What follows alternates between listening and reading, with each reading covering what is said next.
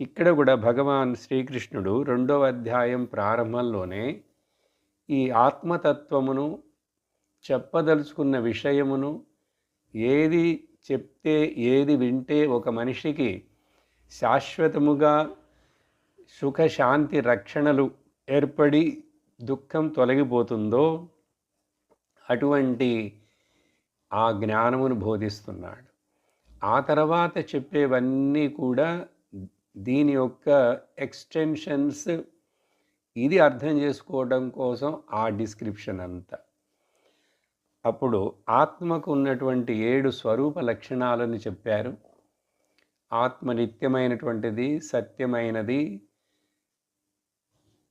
అప్రమేయమైనది, సర్వగతముగా ఉన్నది, దాంట్లో కర్తృత్వ భోక్తృత్వ భావము లేకుండా ఉన్నది, అవిక్రియముగా ఉన్నది, నిర్వికారముగా